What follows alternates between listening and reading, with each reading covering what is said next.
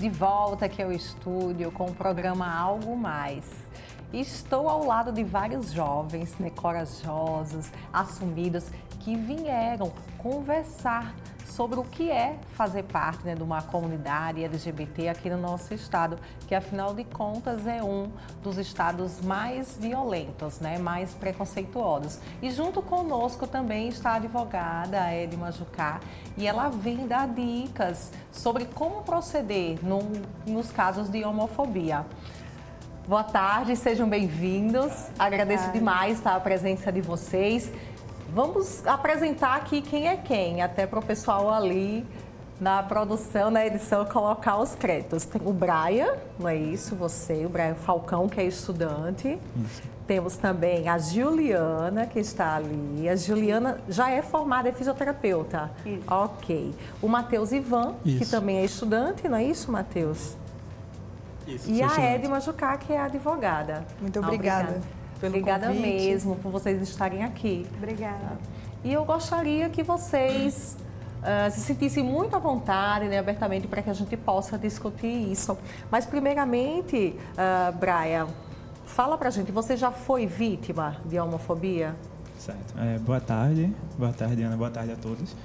Uma coisa que eu costumo, quando me fazem essa pergunta, falar é que geralmente as pessoas pensam que ser vítima de homofobia é que você sofreu algum tipo de violência física, que você pode ter apanhado na rua, algo nesse sentido.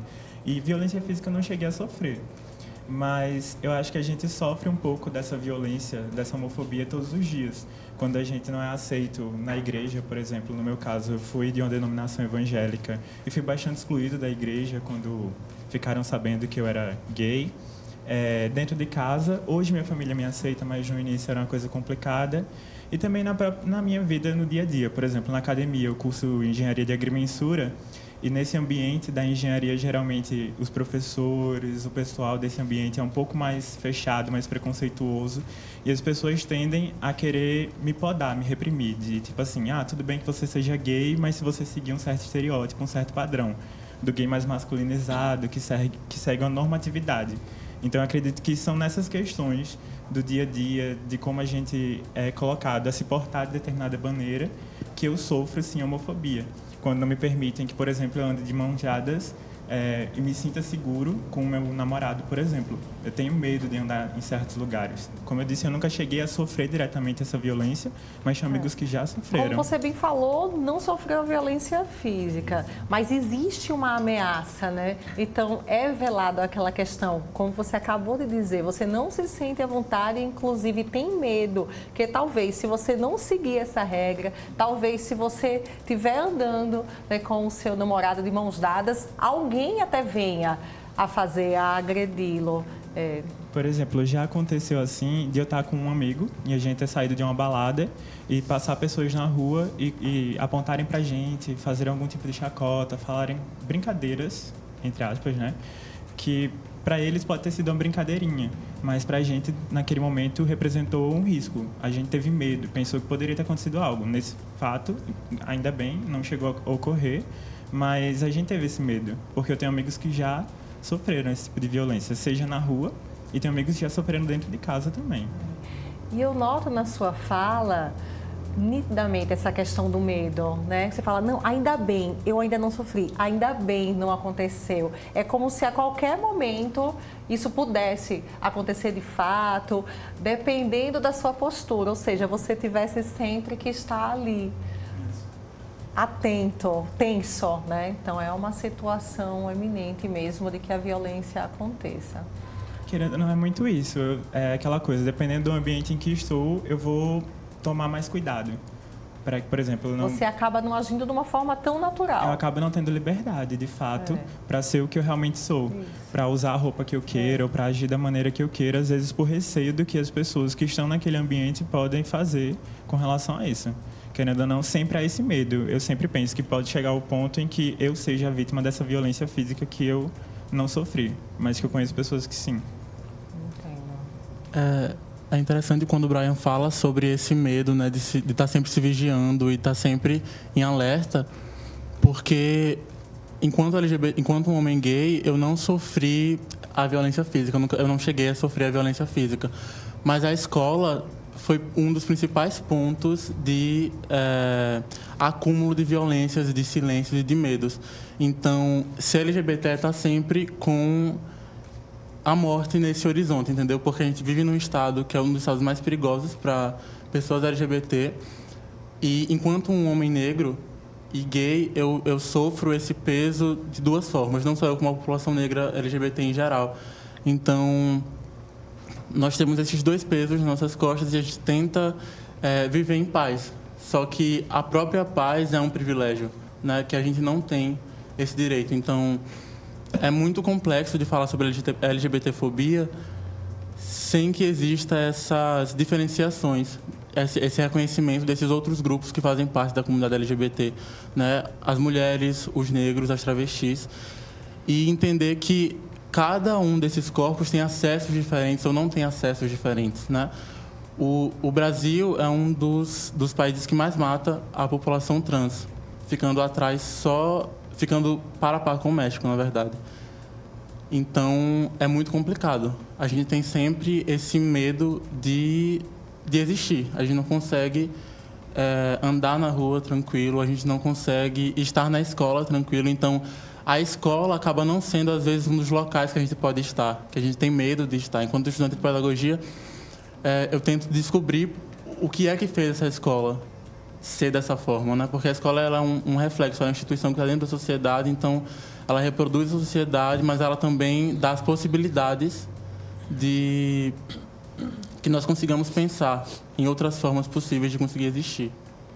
Matheus, tanto você, né, como o Brian colocaram que não sofreram literalmente a violência física, mas você colocou a questão dos transexuais. Então, vocês acreditam que vocês não são transexuais e talvez não, certamente se vocês fossem, aí essa violência assim já teria acontecido, ela é mais voltada para esse público, é assim que acontece? Eu acho bem pertinente tocar nessa questão, porque, como o Matheus falou, querendo ou não tem como a gente ter essa discussão da questão da LGBTfobia sem pensar em todas as possibilidades dentro disso, como o Matheus falou. Querendo ou não, por eu ser um homem branco, por hoje eu ter acesso à universidade, por eu ter uma família que tenha me aceitado, eu tenho mais facilidades de sobreviver, mesmo que com medo.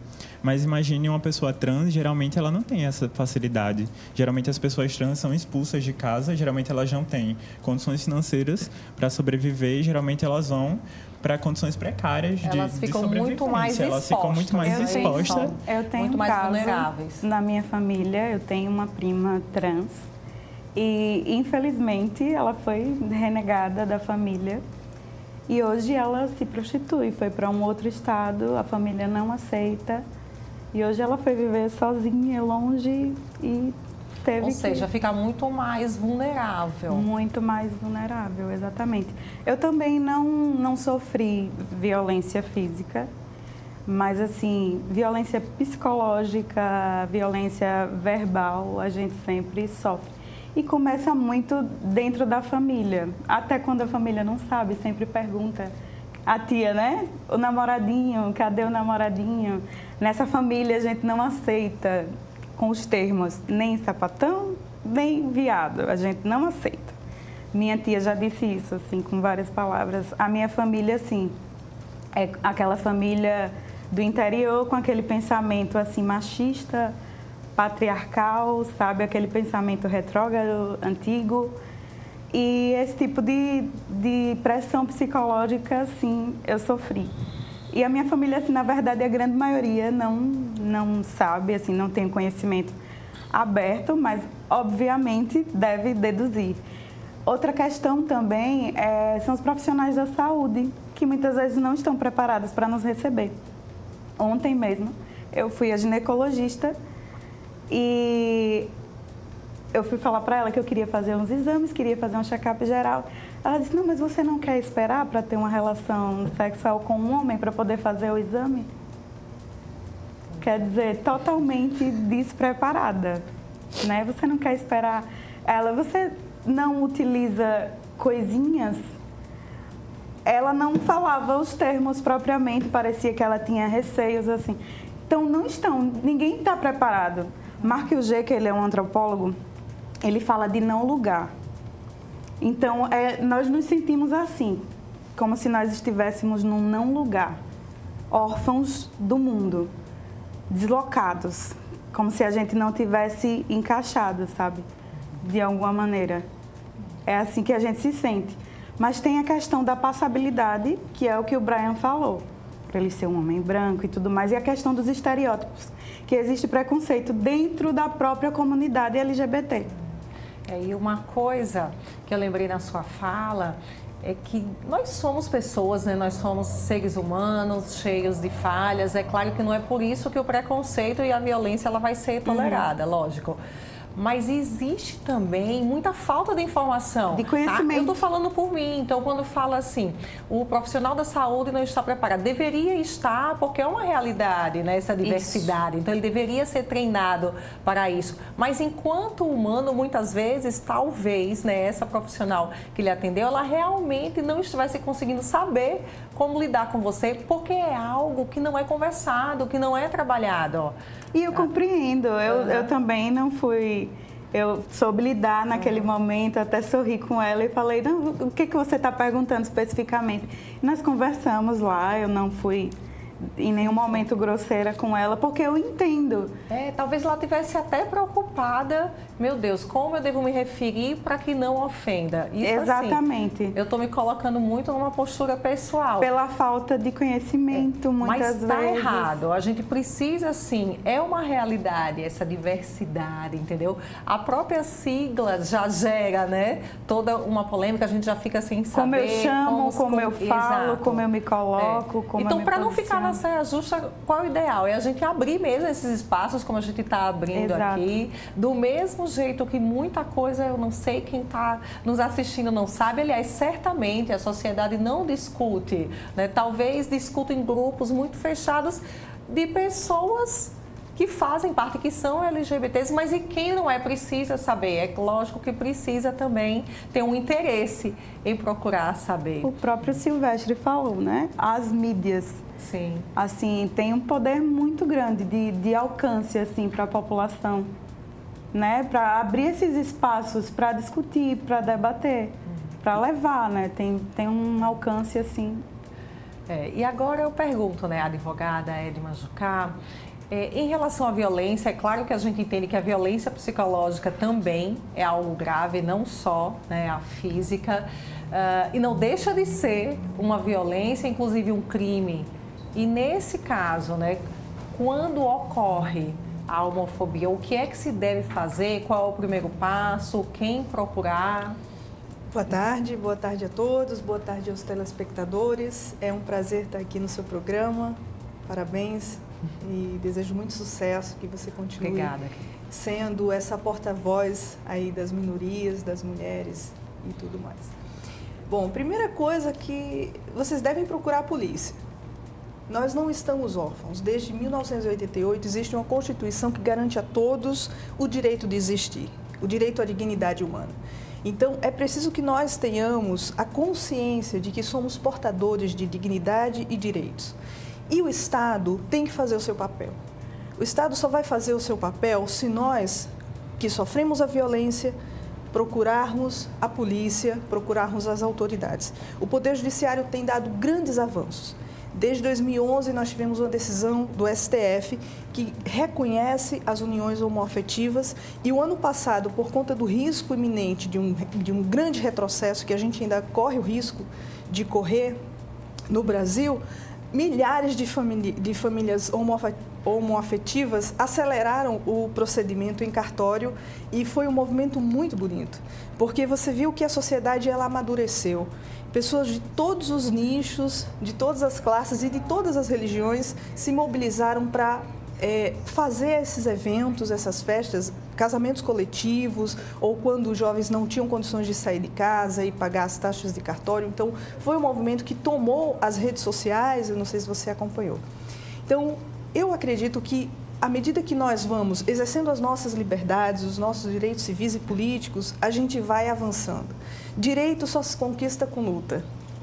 Quando a gente teve a decisão no STF em 2011, já vinha um casal, que inclusive são amigos meus lá de Curitiba, que estavam pleiteando há anos a possibilidade de adoção, né? O Tony Reis, por exemplo, hoje ele lidera um movimento nacional e continua lutando pelo Estatuto das Famílias, porque a gente sabe que mudou totalmente a configuração de pai e mãe. Hoje existem mulheres que são chefes de família, que são separadas e cuidam dos seus filhos, existem avós que cuidam dos seus netos. Então, a gente está falando aqui de uma coisa que é básica, que é um direito humano. Então, se alguém sofrer violência, procura a polícia. Chama o 190, se sofrer assédio sexual também, procura os seus direitos, procura um advogado de sua confiança e procura psicólogos também, porque é preciso que esses reflexos que a comunidade sofre, que nós sofremos, e eu também me incluo nessa comunidade, sem nenhum medo, sem nenhuma vergonha, né, de ser feliz, a gente precisa contar com todo o aparato que puder à nossa disposição. Eu acho, só um adendo. É interessante que a gente procure nossos direitos, mas muitas vezes a comunidade LGBT, principalmente as camadas mais pobres, as travestis, as pessoas trans, elas têm medo de procurar a polícia, né? Porque, querendo ou não, sente-se um despreparo desses profissionais de nos atender. E quando você fala de dignidade humana, a Maria Clara Araújo, que é uma transfeminista daqui do Nordeste, ela era do UFPE, e ela é pedagoga também, ela fala sobre essa questão das travestis não terem o direito da dignidade humana, por mais que esteja na Constituição. Porque a mídia, os jornais, a escola, ela deu às travestis e à população LGBT, à população negra, esse lugar de desumanização. Então, é interessante que a gente comece a enxergar que existe, sim, uma Constituição que nos garante a dignidade humana e que nós temos direitos, nós temos que procurar polícia, psicólogos, mas começar a entender também que esses próprios aparatos, essas tecnologias, elas também falham em nos reconhecer enquanto humanos. Na realidade, não acontece dessa forma. Exato. O certo procure a polícia, mas e quando chega lá, né? Principalmente como o a polícia transexual? Como é que ele é recebido, como ela é recebida, como de fato acontece? A realidade é muito cruel, né? Mas não pode deixar de fazer. Se calar, a gente acredita que é pior, mas eu entendo sim o seu ponto de vista, compartilho com ele. E o que você imagina, né, que poderia ser feito? Eu acho que uma coisa que é importante é o local, é os acessos, né? Nós temos que começar a aparecer na mídia, nos livros, nas novelas, mas não aparecer de forma esvaziada. Nós temos que ter acesso a esses locais e se perguntar quantas pessoas LGBT, quantas pessoas negras estão nos locais de poder da sociedade, né? Porque as pessoas às vezes acham que o preconceito é uma coisa que surgiu do nada. Mas existe uma intencionalidade em subjugar a população negra, a população LGBT, a população travesti. Existe um grupo de poder na sociedade e não é uma teoria da conspiração, né? Então, historicamente, nós fomos colocados nesse local de desumanização, né? Nós somos colocados, nós não somos não humanos, nós somos humanos, mas somos colocados num local de desumanização, como a Maria Clara Araújo sempre enfatiza. Então, eu acho que um das principais meios, dos principais recursos que nós temos é o acesso, é nos dar o acesso de aparecer nesses locais, de existir, nos dar o direito de existir. Das mais diversas formas, seja existindo como apresentadores, como professores, como médicos, mudando a forma como a imprensa construiu a imagem do que é ser LGBT, do que é ser negro, do que é ser mulher, do que é ser esses grupos que foram socialmente marginalizados. Representatividade, né? Também. Uma representatividade que vai além da representatividade, né? Eu compactuo muito do que Matheus pensa em relação a isso. Realmente, eu já presenciei alguns desses casos de, tipo, teve um amigo meu que sofreu violência física e quando ele chegou até o local onde ele poderia resolver isso, seria na polícia, às vezes ele não foi bem tratado, eles supuseram que era culpa dele, de que ele tinha feito por onde que aquilo acontecesse. Então, realmente há um despreparo, como Juliana falou, na saúde, na segurança, na própria educação, nas escolas, a gente tem um despreparo para tratar essa comunidade e essas minorias. Então, eu acho que nesse sentido, duas coisas são importantes. Querendo ou não, uma coisa que Edma falou que é muito importante é a luta. É importante que a gente lute, que a gente que tem consciência dessas questões, que a gente se mobilize para que a gente busque uma melhoria nesse sentido. E a segunda é questão de representatividade, muito do que Matheus e Juliana estavam falando. É importante que nós, que temos liberdade, que isso é uma parte complicada. A gente hoje está tendo essa liberdade e está aqui se colocando, meio que dando a cara a bater para falar sobre isso, mas para nem todo mundo é fácil falar sobre traumas que passaram, falar sobre ter sido expulso de casa ou coisas do tipo. Mas as pessoas que têm essa liberdade, essa facilidade, que usem disso para se colocar, para trazer representatividade. Por exemplo, as pessoas têm um estereótipo de que o gay vai ser assim, de que a lésbica vai ser de tal forma. Isso. Por exemplo, no meio em que eu estou, como eu faço engenharia, as pessoas têm a visão de que gay não é para esse lugar, porque engenharia é uma coisa masculina. Nem o gay, nem a mulher não há espaço para essas pessoas. Então, estar ali, e eu sempre aproveito esses espaços para me colocar. Mostrar a importância de que eu sou gay e faço engenharia. Mostrar que há possibilidades. Porque imagine que eu cresci e, digamos que, quando eu via algum gay, era aquela pessoa que era marginalizada da sociedade. Como foi falado, eu não vejo pessoas LGBT em cargos de poder, se colocando enquanto LGBT.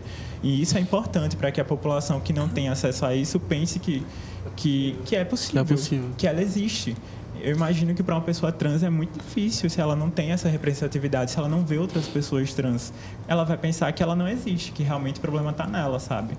Por isso que essa questão da representatividade é importante. E de cobrar do Estado que tenham políticas públicas. É indispensável que no hospital, por exemplo, não seja discutida essas questões. No hospital onde você vai estar fragilizado, onde você vai estar passando por uma situação e você está precisando de auxílio, como na área da segurança. É importante que tenham políticas públicas para, como eu poderia dizer, educar essas pessoas que precisam atender a comunidade LGBT. Eu compreendo que não seja normal que essas pessoas saibam como lidar, porque é naturalizado essa questão de que a população LGBT seja diminuída, seja excluída. Mas é preciso que o Estado tenha políticas públicas para solucionar essa questão. Ok, você também citou muito lésbica, gay, trans, e são vários termos que, da mesma forma que eu, a maioria das pessoas às vezes nem sabem definir o que é exatamente. Então, de repente, é uma oportunidade da gente esclarecer para quem está nos assistindo. Existe, inclusive, o transexual, me ajudem, falem aí, vamos explicar às pessoas, é bem amplo. Quem pode me ajudar primeiro? Eu posso falar sobre mim, por exemplo, que no âmbito da afetividade eu me considero pansexual. E pansexual é aquela pessoa que não faz distinção de gênero. Eu posso me relacionar com homem, com mulher, com uma pessoa trans, com qualquer pessoa, qualquer tipo de gênero, entendeu? Porque as pessoas têm uma imagem do pansexual, não vai se relacionar com animais, com uma árvore, com... As pessoas têm uma imagem totalmente distorcida e não está relacionado a isso. E no próprio meio tem preconceito, porque fala, é uma pessoa indecisa, uma pessoa não sabe o que quer. E não está relacionado a isso. No âmbito da afetividade, eu posso me apaixonar por qualquer pessoa. Tá. E seria muito diferente, então, de ser lésbica, é isso? Sim. Tá. Lésbica seria a pessoa que tem um gênero, o órgão, digamos assim, genital feminino e que se relaciona com outras meninas. Isso. É isso. Somente. Na verdade, é um pouquinho diferente disso. Tá vendo como é? Eu acho que a grande discussão que a gente tem que fazer é o que é ser humano. Tanto para nós, quanto para as pessoas que são preconceituosas, porque não há distinção nem perante a lei, nem perante Deus, que tantas pessoas usam o nome de Deus para pregar exclusão. Então, a gente tem que aprender a ser humano, é muito simples isso. Senão, a gente vai ficar eternamente discutindo quem é amarelo, quem é preto. E aí a gente... gênero não tem nada a ver com a sexualidade. A pessoa pode ser de gênero e gostar. Perante a lei, nós nascemos livres e iguais. Eu concordo contigo quando a gente tem que realmente aperfeiçoar os mecanismos de Estado, mas nós já temos né? Nós já temos, inclusive, uma ex-desembargadora, que é a Maria Berenice Dias, minha amiga, uma pessoa que nós precisamos conhecer e ler mais a respeito. Ela largou a magistratura para advogar e foi uma das autoras da sustentação oral lá no STF, que garantiu a todos nós o direito de casar, de adotar, etc. Então, discutir hoje sobre o que é ser humano, né, é uma coisa muito óbvia e simples. E é patético a gente ver um cara, por exemplo, que se diz presidente da República, mas que não sai do Twitter, né, que não governa esse país nem a si mesmo, nem as suas próprias tendências e emoções, né, e que fez toda uma campanha pautada em propostas que contradizem toda a evolução da sociedade, né, e de todo o pensamento sociológico, antropológico, que mostra a necessidade de se discutir nas escolas, né, sobre a sexualidade. Se a gente não pode discutir nas escolas, então vamos para a mídia, porque ainda existe liberdade de imprensa nesse país. Se nós não tivermos mais a liberdade de imprensa, onde a gente vai discutir? Vamos para a rua, vamos fazer campanha nas ruas, então. Mas nós temos que lutar diuturnamente pelo espaço de existirmos, de termos uma democracia, de fazermos esse debate, ser humano, ser igual. Sermos quem somos. Ser quem somos e sermos livres. Eu comparo essa discussão à discussão em que se faz entre duas pessoas que estão na mesma calçada, fazendo o mesmo percurso. Uma delas diz que é gay e quer atravessar, quer passar. E a outra diz, não, você não vai porque você é gay, eu sou o machão aqui, vou te dar porrada. Ora, as duas pessoas têm direito de usar todo o espaço público e ter os direitos civis da mesma forma que os héteros têm. Por que a gente está discutindo se somos ou não iguais perante a lei? Então, a maior consciência que tem que ser desenvolvida é a nossa, da comunidade que está enfraquecida e que o discurso de ódio, que não é garantia constitucional, é um crime, o discurso de ódio que está aí permeando as redes sociais, até setores da imprensa, alguns políticos também usando da prerrogativa que tem para atacar, matar, como mataram a Marielle, né? Outro parlamentar nosso, que nós temos vários parlamentares, graças a Deus, que eles estão ocupando, mas ele teve que sair do país, o Jean Willis, abriu mão do seu mandato.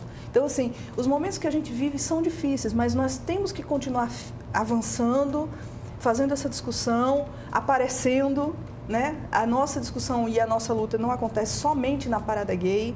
As OABs de todo o país têm comissões especializadas de estudos. Então, nós temos aqui esse espaço que queremos agradecer mais uma vez.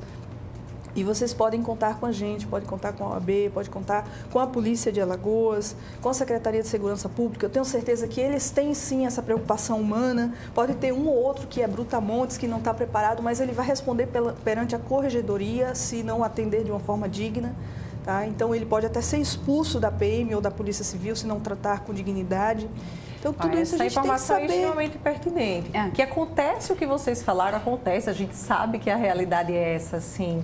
Mas a partir do momento que você tem essa informação e que você é mal atendido, você não é bem recebido, você já é discriminado, né, pela polícia ou pelo profissional de saúde, e pessoas que deveriam, na verdade, estar ali para lhe acolher ou para lhe proteger. Então, o que é que você deve? É procurar o órgão competente até para denunciar. Até porque, infelizmente, o ser humano muitas vezes aprende pela dor, né? Muito mais pela dor. Então, é seguir em frente, sabendo que isso pode acontecer ou não, e acontecendo, tem que agir, procurar quem deve ser procurado. E você citou também a questão do Jean, né? Que abandonou o carro, aliás, foi, né, obrigado, mas o suplente dele que assumiu, inclusive, adotou 2 meninos. Vocês estão sabendo sobre isso? Não Ele sabia. adotou, né, 2 meninos, inclusive aqui, né, em Maceió. E está muito feliz com esse ocorrido. Ou seja, o Jean saiu amedrontado, com medo do que pudesse acontecer, né, até com a vida dele. E a pessoa que está lá no lugar, deu um passo na direção exatamente, dos seus direitos, né? Isso, Porque isso. o direito, Ana, quando eu digo para você, você tem direito a ser feliz, né? A exercer a profissão que quiser, a ser mãe, enfim, a fazer da sua vida o que você quiser, ele só vai existir na sua integralidade se você entender isso e exercer esse direito na sua plenitude. Da mesma forma nós, no campo da sexualidade, né? Nós só somos dignos dos direitos que nos são propostos pela própria Constituição se nós exercermos isso e não dermos bola. A música faz muita defesa desses nossos direitos quando tem um cantor, por exemplo, que diz: me solta, deixa eu dançar. E esse próprio cantor foi alvo de muitas críticas. Eu respeito todos os pontos de vista, mas eu acho que no momento que alguém que é hétero assume uma personagem e diz: deixa eu dançar, me solta, e beija um homem num clipe, ele sendo hétero, ele está, no meu ponto de vista, dando a cara a tapa, e foi muito criticado.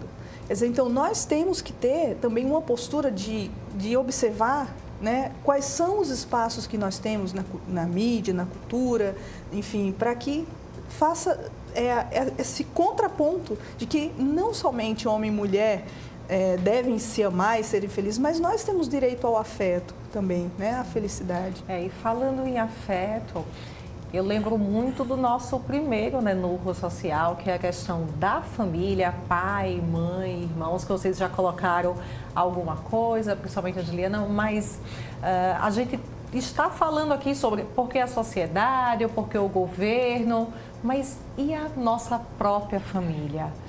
Né? Como foi que aconteceu com vocês? Eu imagino que não tenha sido fácil. Então, nessa questão, nesse ponto, eu acredito que é onde tudo começa.